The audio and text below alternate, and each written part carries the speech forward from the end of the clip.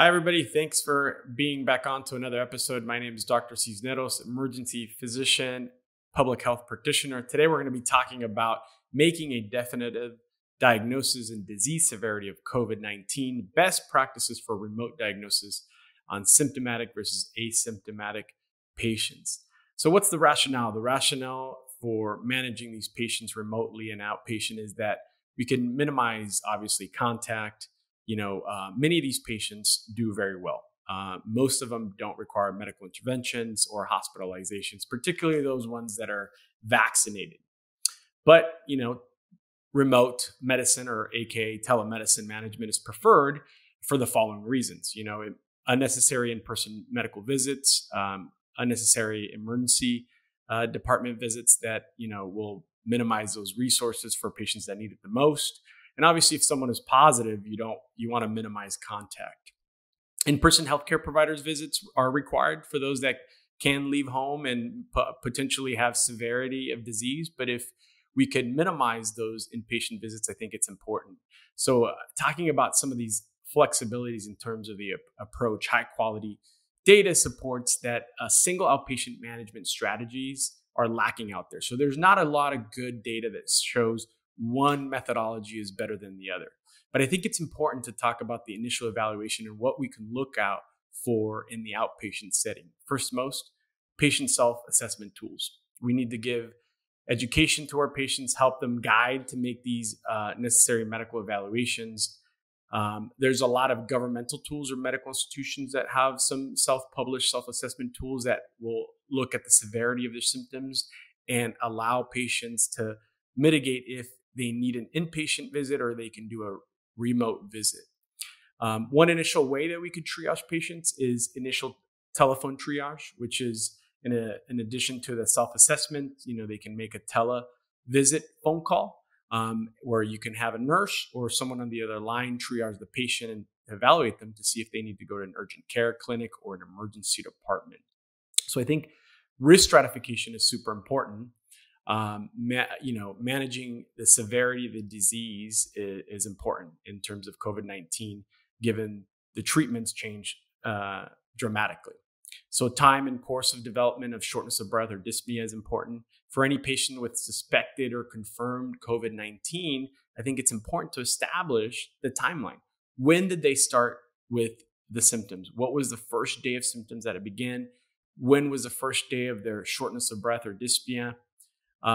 While mild dyspnea is common, worsening dyspnea, particularly dyspnea at rest, and more severe chest pain, discomfort, or even tightness is a very concerning symptom.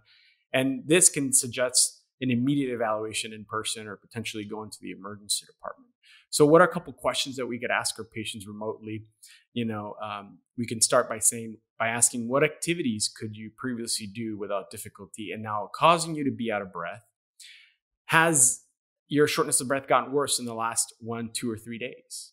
We know timing is very important. As COVID progresses about 5 or day 7, severity peaks on. So the timeline is very important. Are you breathing harder or faster than usual when you're standing still? Can you no longer do your usual household activities due to shortness of breath? Does walking cause you to feel dizzy?